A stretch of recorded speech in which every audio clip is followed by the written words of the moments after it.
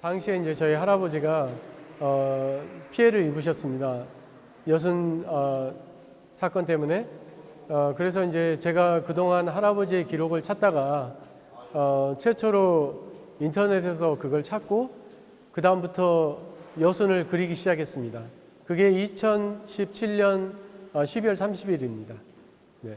그러니까 그 이후부터 이제 제가 그리고 있던 모든 작품을 멈추고 여순 작품의 그 모든 걸 다 그냥 그리게 됐습니다.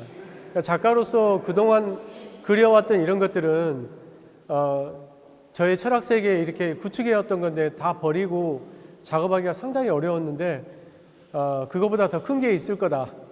그래서 다 멈추고 여순 작업을 하게 된 겁니다. 저희 할아버지는 여순 때 돌아가셨습니다. 그리고 제가 이제 그 이전에 여러 가지 작품을 했지만 모든 작품을 다 내려놓고 여순 작품에 그냥 모든 걸 쏟아부은 것은 저희 가족사 때문에, 아버지의 한 때문에 이렇게 작업을 하게 됐습니다.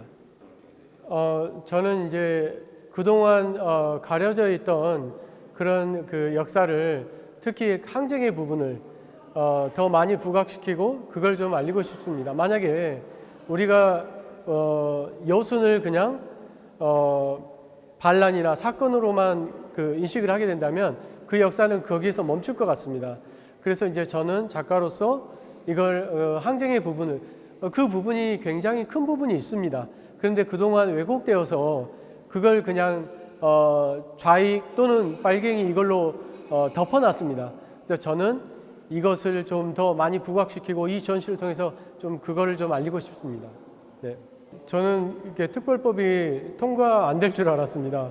방심하고 있었습니다. 또 이번에는 안 되겠지. 그런데 막상 되니까 너무 좀 황당했습니다. 그리고 저는 이미 이제 안 될 거라 생각하고 다른 전시도 생각하고 있었는데 통과돼서 가장 먼저 아버지한테 전화를 드렸습니다. 통과됐다고. 그리고 나서 이제 앞으로 뭔가 희망적인 일이 조금 할 수 있겠구나, 그런 생각을 했습니다. 네. 주로 작품을 막 하게 되면 제가 그 사진을 또 봐야 되고 죽음을 또 봐야 됩니다. 그래서 거기서 오는 그 거의 한 일주일간 작업을 할 수 없습니다. 뭐가 떠오르냐면 할아버지의 그 죽음이 떠오릅니다.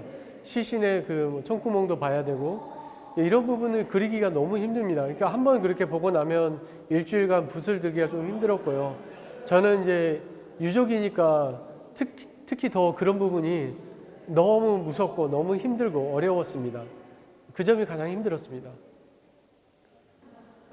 지금 제가 이제 여순항쟁 작품을 하면서 이거를 많이 알리자, 최대한 많이 알리자, 이게 제 목표였습니다. 그래서 작품도 죽음이나 피나 학살을 다 빼고 많이 알리기 위한 그런 작품을 했습니다. 네. 이 전시는 굉장히 그 단순 명쾌합니다. 제가 최대한 많이 알리기 위해서 한 전시이기 때문에 와서 쭉 들어서 보고 나면 여순이 이런 일이 있었구나, 그걸 그냥 쉽게 알 수 있습니다.